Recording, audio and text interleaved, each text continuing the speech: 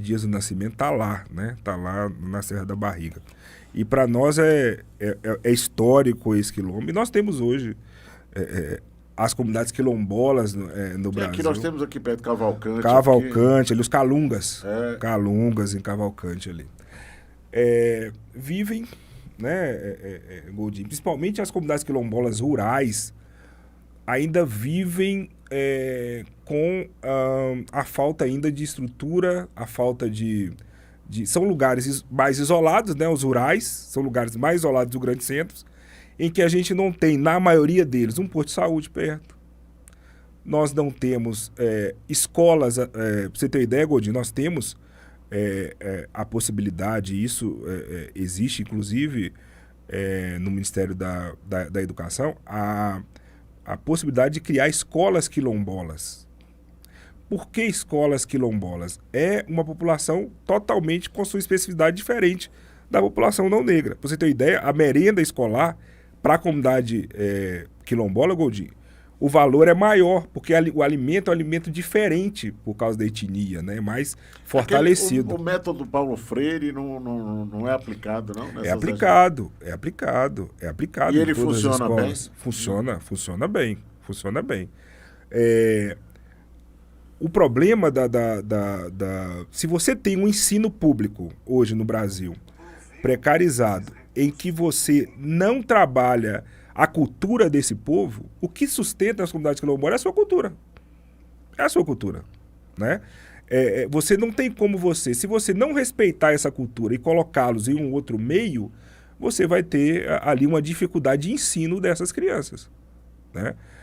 Eu costumava dizer que Minas, né? Nós temos ali o Vale de Jequitinhonha, que é como se fosse o Nordeste brasileiro, Nordeste mineiro, Vale de Jequitinhonha, onde nós temos grande número de população quilombola, por exemplo. 95, eu acho que 96, tinha um projeto que capacitava os professores quilombolas, pessoas quilombolas para ser professores. Porque você ali mantém a cultura daquele povo.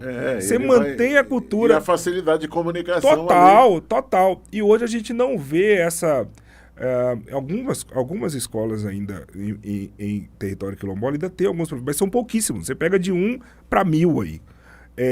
E a gente vê essa dificuldade. Por exemplo, na minha época de Minas, tinha as congadas, né, nas comunidades quilombolas, aquela festividade, somente a Folia de Reis, vinha aquelas congadas de vários lugares. Você sabe o que é congada, Gold? Não sei. Não? Congada, é uma festa de tambores que veio ali do dos Divino, quilombos. eu sei, do Santo Reis. Então, é essa mesma festa que você deve ter visto, só que ela começou ali com os quilombolas, né, com os quilombos ali. E hoje a gente vê essa dificuldade por quê?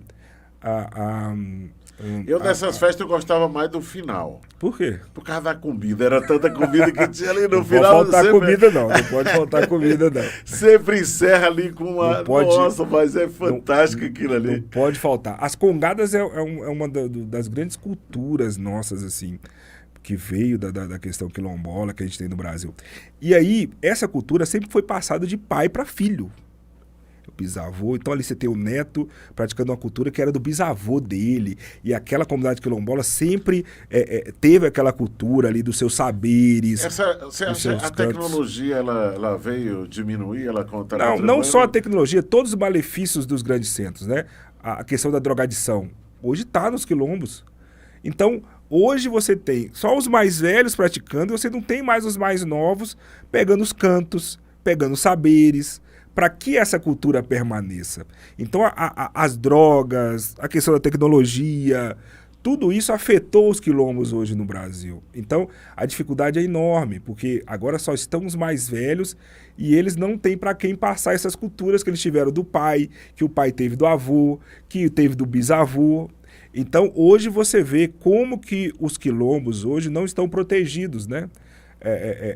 Protegidos culturalmente, protegidos economicamente, a dificuldade que eles têm hoje de subsistir, né? O preconceito, né? Você fala que é quilombola, acha que é cara do outro mundo, né? Que não é uma pessoa igual a você. E aí a gente tem todos esses quilombos no Brasil que é uma das maiores riquezas hoje no nosso país, são os quilombos, que eu falo, Serra da Barriga, o quilombo dos Palmares lá, é a nossa referência de resistência. E é interessante, né? A gente estava falando sobre quilombos e tal, como que as mulheres nos nossos livros, assim, nos gerais, né, não são retratadas. Na época dos quilombos, tinha os homens, né, os homens negros escravizados que ficavam geralmente presos, né, amarrados no tronco e tal. E as mulheres eram aquelas que geralmente eram as mulheres que cuidavam da casa, né, muitas das vezes, na maioria, estupradas pelo dono fazendeiro ali, né? Só que eram essas mulheres que conseguiram fazer ali, tanto com seus conhecimentos da casa, avisar os homens sobre a situação para que eles pudessem, opa, agora é a hora que dá para você fazer ali um movimento para tentar fugir. Eram elas que ali aprendiam artesanatos, aprendiam coisas ali até culturais, né? Elas conseguiram aprender coisas até que eram seja de Portugal, seja de outros países, né? que também escravizaram aqui. E elas conseguiram guardar esses saberes. Nós tivemos ali Dandara, tivemos várias mulheres negras ali que moveram e que trabalharam tanto para a abolição, né, da escravatura. E aí vocês veem na história falando que uma princesa veio por dó, foi ali e libertaram os escravos, né? Outra balela da história do Brasil. Eu tinha um amigo negrão que ele dizia, não, é porque ela ficou com um negrão, aí ela mandou liberar todo mundo. Nossa. Mas ela assim, são as esses homens e mulheres foram que mudaram a história. Foram eles que lutaram pela sua própria absolvição, foram eles que fugiram, né? Os quilombos vieram porque eles fugiam, né, dessas casas para se ficar em alguns espaços, em alguns lugares, principalmente na mata, e que chamamos de quilombo. Então, só que essas mulheres não são muito retratadas. Nós, negros, sempre falamos, né, delas. Mas a história ela tira um pouco o papel das mulheres negras que foram ali estupradas, que foram ali guerreiras e que mudaram a história desse nosso povo, né? General, e o índio? Indígenas. Sempre foram tratados, né, como preguiçosos, né?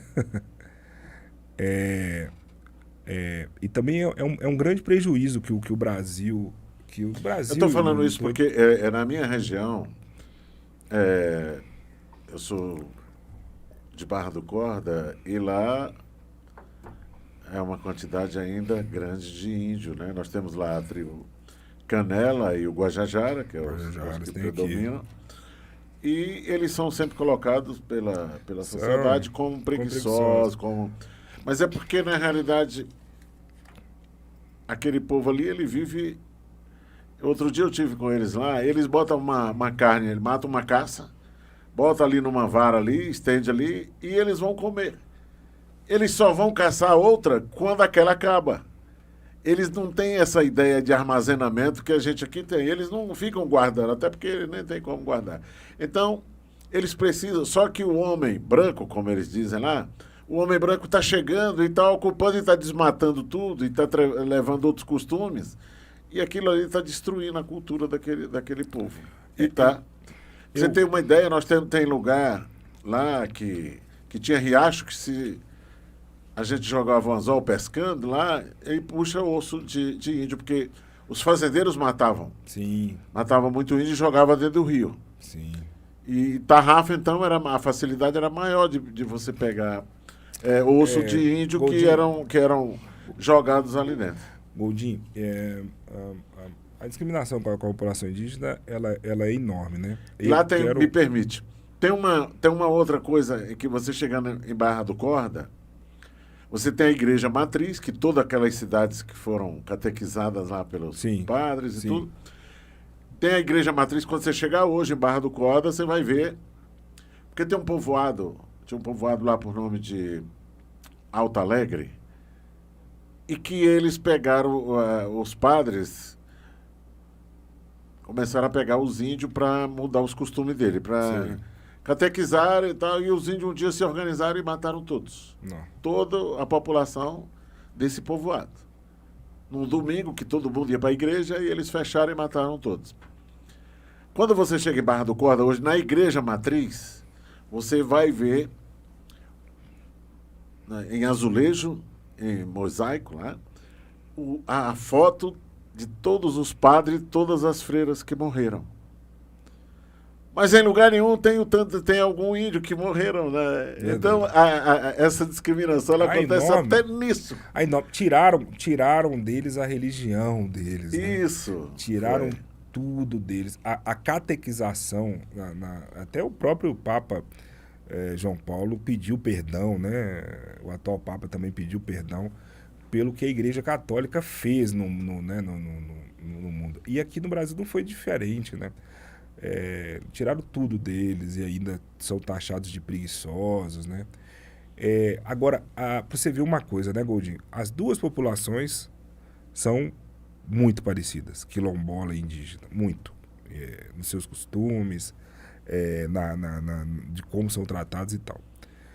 Aí você vê que os indígenas no Brasil hoje tem a FUNAI, né? Tem a FUNASA, que eu não sei ainda se ainda é esse nome, né? Mas é um fundo, né, de saúde para indígena. E eles têm as suas reservas, eles têm os seus espaços em que você tem um atendimento ali de saúde, você tem ali todo um trabalho em que você tem estrutura, né, em algumas aldeias indígenas e tudo, que você não tem na quilombola, né? As comunidades quilombolas não têm nenhum tipo de estrutura para elas. A que se deve isso, essa Então, ausência? a forma de verem os dois povos. Os quilombolas, eles veem como não são brasileiros, né? Porque vieram e como se viessem por quererem, né? Como se tiverem vindo porque quiseram ser escravizados aqui. Tratam eles como são descendentes de outro país e os indígenas como são brasileiros. E aí a gente vê são dois povos, repito, muito parecidos, tanto na questão da cultura, alguma cultura, principalmente a questão ligada à caça, né, subsistir ali no meio ambiente, mas o tratamento em políticas públicas é totalmente diferente da outra, sabe? Então você vê hoje nos quilombos a dificuldade que eles têm, né, são áreas afastadas, a maioria delas, a dificuldade que eles têm de poder realmente se manterem e poder manter a sua cultura, né? Nós temos essa dificuldade enorme hoje no Brasil. Essa conversa aqui é muito rica, uma vez que esses esclarecimentos que você passa aqui, grande parte da população não tem esse conhecimento. A imprensa, muitas vezes, divulga de forma totalmente equivocada. Nós estamos vivendo um problema no que se refere à questão do índio, principalmente, onde os brancos, eles chamam os brancos, né, que entram e que estão mudando os costumes. Pra você ter uma ideia, tem um trecho lá no Maranhão, onde a BR passa por dentro da aldeia, por dentro das terras indígenas, e muitos brancos vão para lá para assaltar os caminhões, e aí eles diz que não pode fazer nada porque é índio e índio não dá. É uma coisa assim, botar a culpa no índio. Sim. Parece que é uma coisa. Você falou. Mas nós não tivemos um problema também, por exemplo, você bem mais jovem do que eu, Mas eu não sei se você chegou a assistir filme de Bang Bang. Aquele filme de Bang Bang, onde Assistia. você tinha ali, lá na minha cidade, você tinha ali um monte de índio montado a cavalo e com um pedaço de pau na mão, ou um arco, às vezes um arco, uma flecha, e o americano com a metralhadora derrubando todo mundo. É. E quando o americano acertava uma flecha no ombro, porque a flecha só acertava no máximo no ombro do bolsinho, dentro do cinema, muitas mulheres, muita gente chorava, né? Com pena do mocinho, porque foi atingido. Então, essa coisa ela é uma coisa que vem de cima para baixo, assim, para fazer com que houvesse que índio não presta mesmo e que tinha que morrer. Os caras, é desproporcional, o cara com a metralhadora e os caras com um machadinho na mão, caramba, é uma coisa assim. Mas a história ela é muito cruel, né, Goldinho? A história é muito cruel. Por isso que hoje tem muita... Não sei se você viu lá em São Paulo, tem as estátuas dos bandeirantes, né? Que o povo quebrou e tudo. Isso. E a gente sabe que foi cruel, foi muito cruel a história. Principalmente não só no Brasil, né? Em alguns países, na questão da criação dos estados, né? Muitos foram subjugados, mortos, né? Os indígenas mesmo, eu vejo... Eles já estavam aqui, Gold. Pensou, você tem a sua casa, você chega alguém na sua casa, tira tudo que você tem, você ainda vira o inimigo, né? Eu tiro sua língua, tiro a sua religião, tiro a sua terra e ainda chamo você de preguiçoso. Para você ver como que a história, a história ela é muito cruel, ela é muito cruel. E pense nessas pessoas que foram escravizadas aqui, tiraram ela dos países dela para serem escravizadas aqui sem direito a nada, nada. E a gente até hoje vive o dia depois do dia da abolição da escravatura, né? Que houve a abolição e aí no outro dia você está livre. Mas livre como? Com quê? Com que emprego? Com que dinheiro? Fazer o quê? É como um pássaro que você quer na gaiola o tempo todo, na hora que você solta ele vai fazer o quê? Você está livre. Então, assim, o tempo... não houve nenhum tipo de reparação, de todo tipo, não houve terra, não houve nada. E até hoje a população negra, ela luta somente para ser igual. A gente não quer nada de ninguém. A gente não quer nada que não seja nós. Nós só queremos respeito e igualdade. É o que a população negra até hoje luta por isso. Você falou da questão que você sentiu aí de discriminação.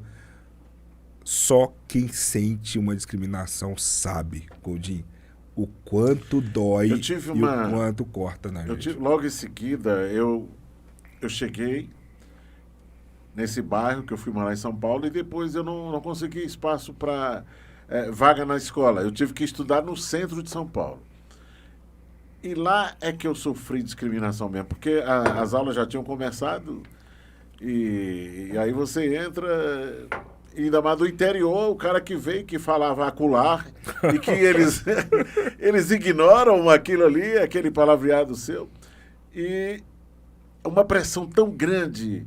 Eles davam risada quando... E a professora parece que fazia propósito comigo, de me levar para lá para falar aquela coisa. E a turma toda, porque eu fui estudar no centro de São Paulo com aquele paulista que muitas vezes prefere uma gíria do que um português correto, aquela coisa toda. E eu não dei conta, adquiri uma úlcera, cara, um sofrimento que aqui. Mas hoje nós... Aqui é para você contar a tua história, não é a minha, né? Mas eu gostei de ouvir. Mas é porque tem tudo a ver com a discriminação, eu senti na pele que... Goldinho, é por isso que eu fico assim, bem chateado quando alguma pessoa... Eu saí da escola, não dei conta. Quando alguma pessoa vê algum relato de discriminação e a pessoa fala que é mimimi. Cara, quem sente um racismo, quem sente uma discriminação por sua orientação sexual, quem sente uma discriminação por sua religião... Cara, isso dói. Só quem sente na pele é que sabe como é você ser discriminado. Pensa numa criança negra na escola, ela já ouvir que o seu cabelo cresce, seu cabelo ruim. Seu cabelo é ruim, né? Hoje falam que é bullying. Isso não é bullying, isso é racismo. Não é bullying. Não é bullying você falar características, né, que a pessoa negra é macaca, né? Por isso agora nós tivemos uma grande vitória dia 28 de outubro, tornou o crime de injúria racial como imprescritível e inafiançável. Verdade. É uma luta que a gente já tinha há muitos anos, porque a maioria O que é o racismo? O racismo, né, pela lei, né, são crimes coletivos, né, que você ali é impedido de ter acesso a algo por causa da sua cor da pele.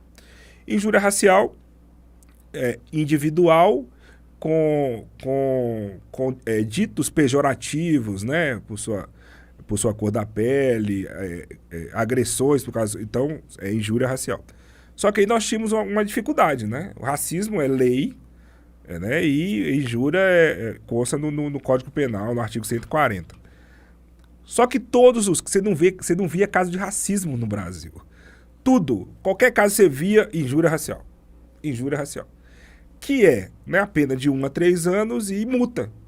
Então a pessoa, ela praticava o racismo, era configurado como injúria racial, a pessoa pagava uma cesta básica. Era uma cesta básica, quando pagava e pronto, estava livre. Estava livre. A pena tá cumprida. Isso. Aí houve um caso, né? Por que houve a decisão? Houve um caso de uma mulher que na época ela tinha 70 anos. Não vou lembrar aqui o estado, cara. Não sei se foi no Ceará. E ela, então, no posto de gasolina, ela xingou a frentista de macaca e xingou ela por ela ser negra. E aí, então, na decisão, né, do juiz, demorou um tempo, chegou no STF para a decisão, o advogado alegou que não, que ela já tinha agora 80 anos, na época ela tinha 70, e que já tinha prescrito já o crime. Aí o STF não, é imprescritível e inafiançável comparando ao crime de racismo. Então, para nós foi uma vitória enorme, porque aí sim, Goldinho, esse eu vejo que é um avanço, sabe? Esse eu vejo que é um avanço, essa equiparação dos dois, sabe? E eu espero que a gente qualifique mais os policiais, porque depende muito da ocorrência, né? A hora ali que o policial narra e a hora que o delegado vai fazer ali a qualificação, nós vemos casos claros de racismo em que eu não sei por medo, eu não sei falta de qualificação, eles colocam como injúria racial, sabe? A gente tem que qualificar. Hoje nós temos aqui no Distrito Federal a DECRIM, que é a Delegacia Especializada, né? Crime de Racismo, Intolerância Religiosa. Até mandar um abraço aqui para a doutora Ângela, a doutora Cíntia, a Dani também, a equipe lá de mulheres e homens fervorosos que trabalham em parceria com a gente para realmente fazer com que esses crimes sejam investigados e sejam punidos, os seus agressores. Mas a gente precisa de delegacias especializadas em todos os estados, né? Pude criar algumas, como pude criar do Rio de Janeiro, trabalhar com o pessoal da criação, também de Rondônia também. E eu vejo a necessidade de que a gente especialize e capacite as delegacias, sabe? Para que o negro, quando sofra um racismo, não sinta e não seja discriminado novamente na delegacia. Né?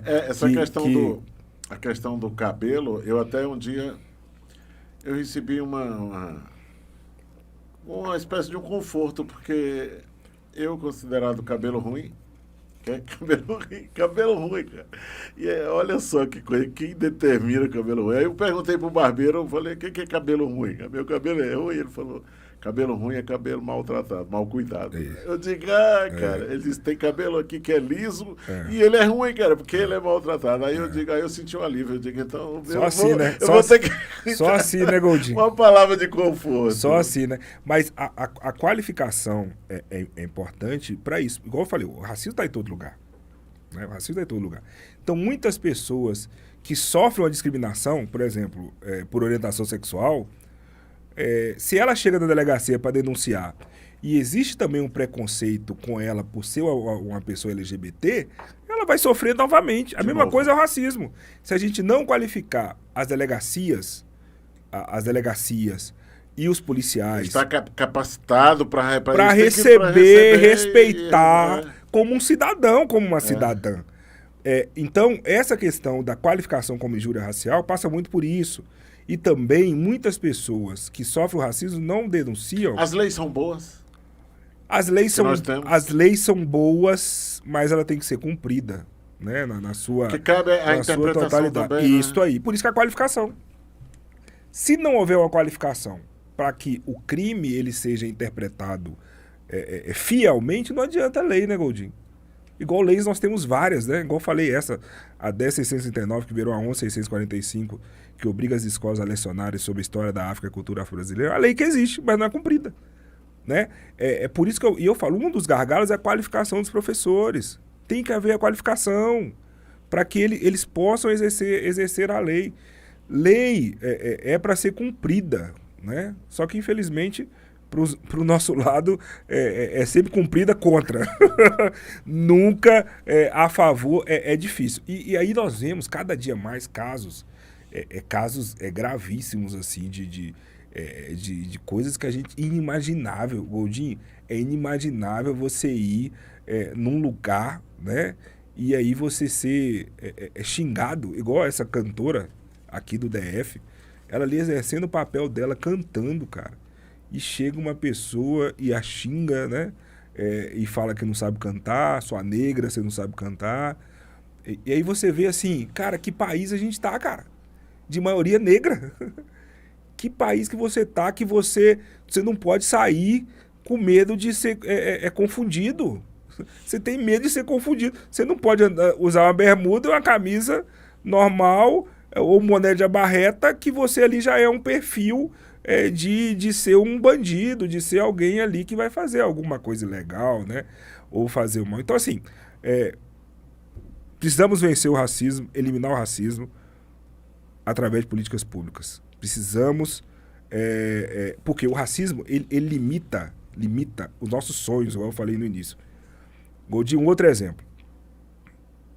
Todo o pai, né? O pai e a mãe querem que os filhos sejam iguais a ele. E os filhos também, eles se espelham nos pais e mães, né? Então, a maioria que tem um poder aquisitivo melhor, a maioria não negra, né? Então, o pai e os filhos querem ser igual ao pai. Então, o que os meninos querem ser desses pais que têm condição financeira? Quer ser médico, quer ser advogado, ser chamado de doutor, né? Quer ser engenheiro, igual o pai ou a mãe, né? Quer ser um médico com especialização, igual o pai e a mãe. Então, esses são os filhos que querem sonhar, querem ser igual os pais são. Aí eu vou para a periferia agora, na maioria são negros, né, que não têm uma condição financeira. O que o menino quer ser? O menino, ele quer se espelhar em alguém da cor da pele dele que faz sucesso, né? Então o menino, ele já não quer ser igual o pai e a mãe, né, numa família, na maioria, desestruturada, por mais que o pai seja trabalhador, mas ele quer ser alguém famoso, ele quer ser alguém que tá na TV, ele quer ser alguém que pra ele a referência que é da cor da pele dele. Então o menino quer ser o quê? Jogador de futebol. O menino negro da periferia, o sonho dele de futuro é ser jogador de futebol. A menina, Goldinho, a menina quer ser a dançadora de funk ou a rainha da bateria da comunidade. Porque ali na realidade dela é alguém que faz sucesso e é da cor da pele dela. Você vê como o racismo limita sonhos. Ele imita sonhos. O meu filho, o Jefferson, o caçula, ele até te perguntando, meu filho, o que você quer ser quando crescer? Essa pergunta que... Uhum. E aí ele disse, eu quero ser carroceiro. É a realidade dele. É a realidade dele. É a realidade que ele vê, ué. Ué. É a realidade. É a realidade. Goldinho, então, é a realidade deles. Ué. Então, pra você ver como essa desigualdade, ela limita os sonhos, cara. E assim, por isso que eu fico chateado quando falo que é mimimi, cara. Quando eu falo de racismo e vejo as pessoas falando que é mimimi, cara, que não sabe o que a gente enfrenta nesse país. São homens e mulheres, trabalhadores, que estão ali de sol a sol, desde cedo até a noite, para construir e fazer com que esse país cresça, sabe? E são discriminados por sua cor da pele. Sendo que nós todos somos iguais, né? E deveria ser igual. E essa discriminação, ela realmente faz fazer com que tenhamos um crescimento menor ainda, mais devagar, ainda mais lento. Isso aí. Isso aí. Então, a partir do momento, se a gente evolui nessa questão aí, é um passo muito Pronto. importante. Goldinho, é o que eu costumo dizer assim, ó. A pessoa nasce, né? Nasce com a pele preta. Ela demora esse tempo para se tornar negra, né? Ela tem esse espaço de tempo. Uma coisa é nascer com a pele preta, outra coisa é se tornar negro. Por que é difícil a pessoa falar, opa, sou negrão ou sou negrona? Por isso que a gente conversou aqui. Desde cedo, cabelo crespo é cabelo ruim. A desigualdade no trabalho. As desigualdades para buscar esse emprego.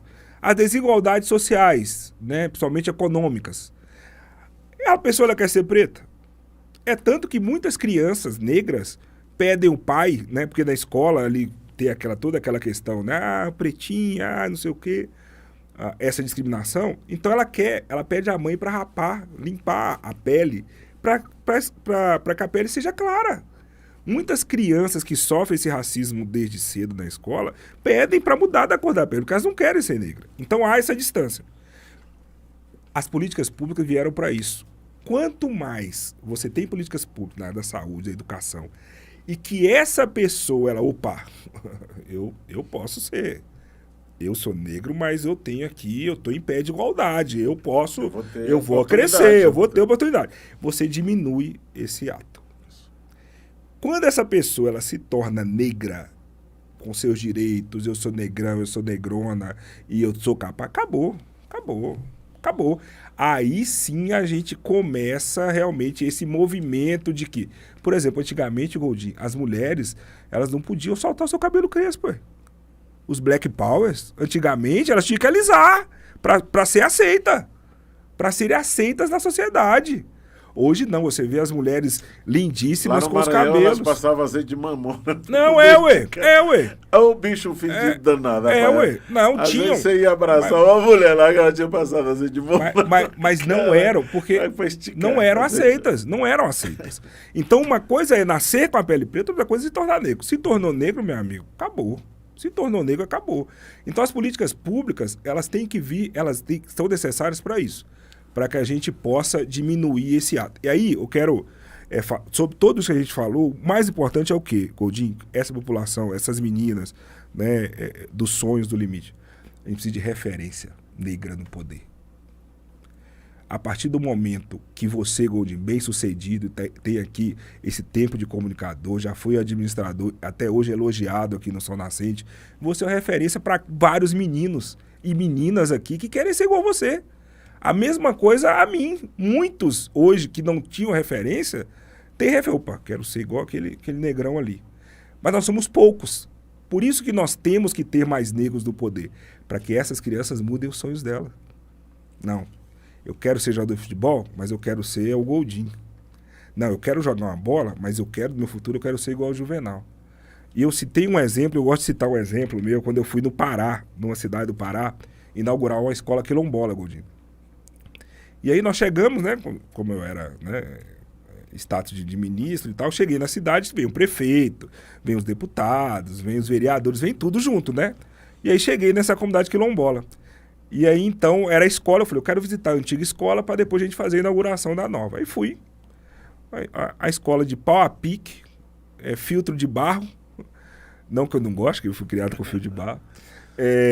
Sem ventilador, sem nada, e as crianças lá. E aí, na hora que eu entro, assim, na escola e tal, e eles ficaram doidos comigo e tal, fizeram a maior festa e ficaram agarrando minha calça, puxando meu terno, né? E me agarrava a perna assim, uns puxavam minha calça aqui.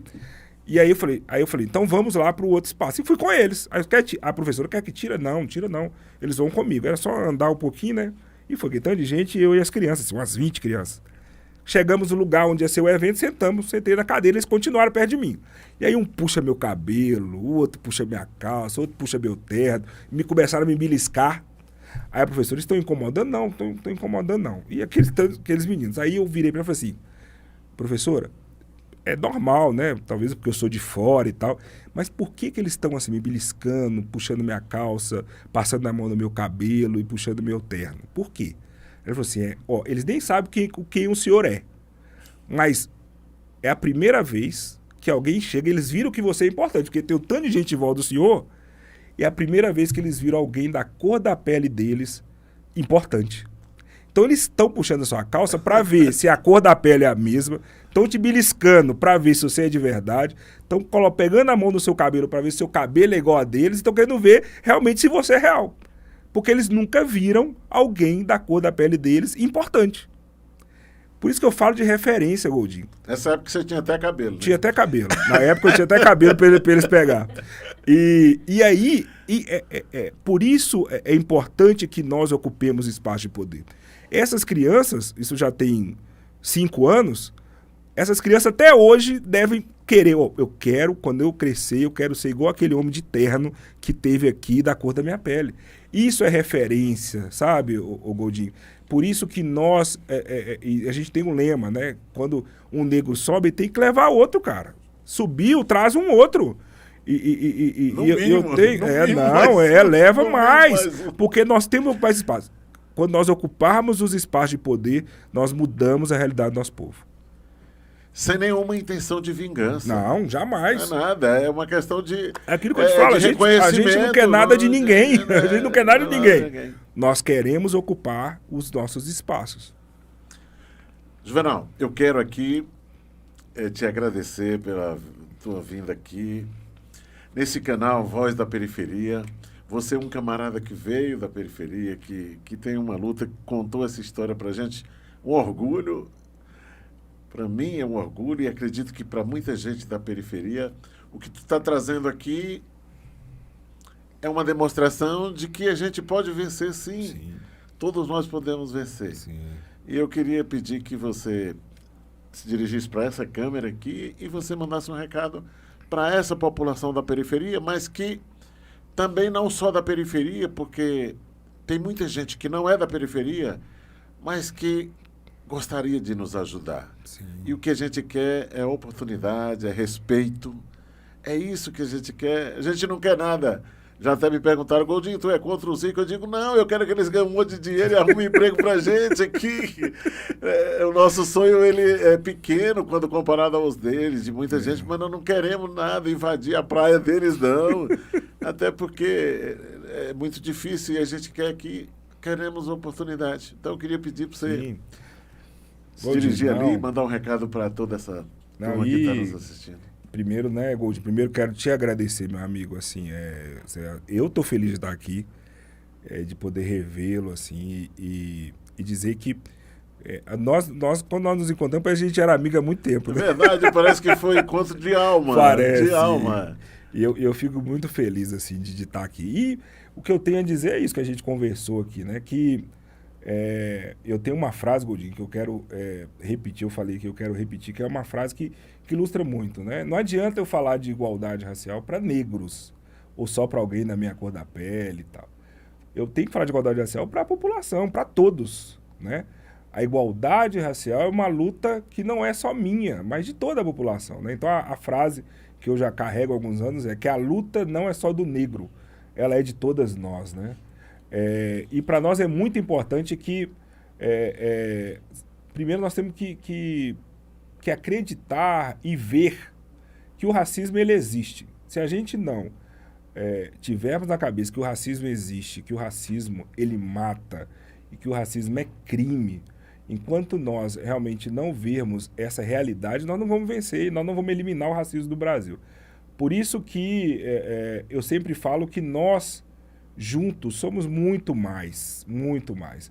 Não é a discriminação, o racismo que vai me parar ou nos parar, né?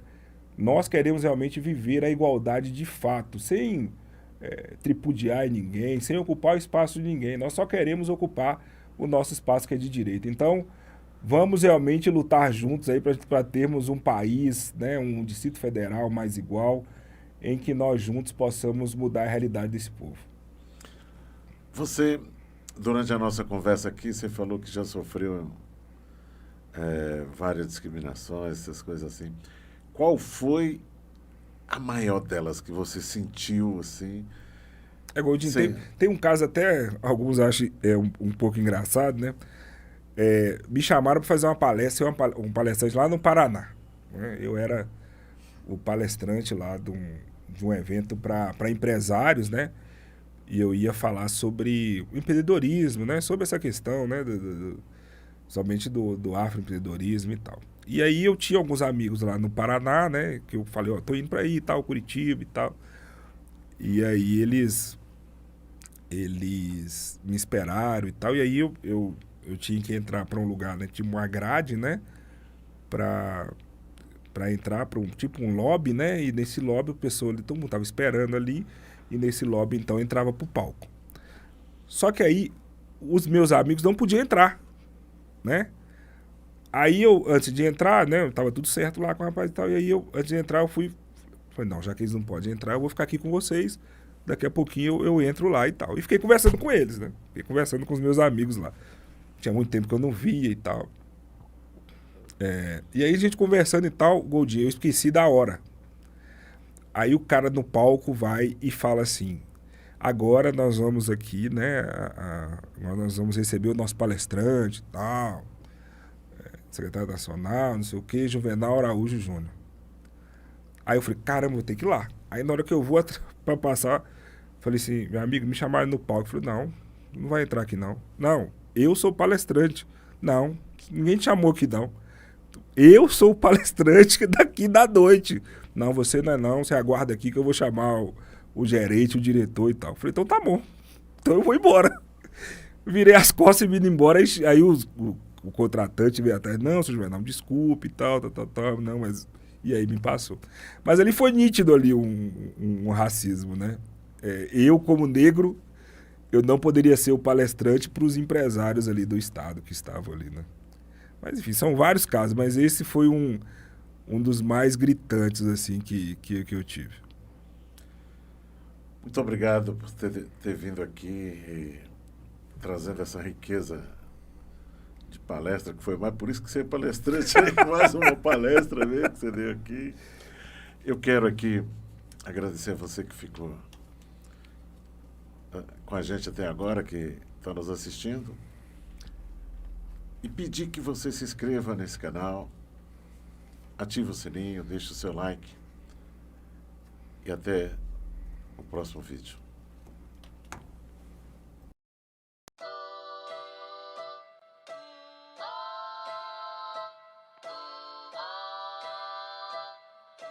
Retro.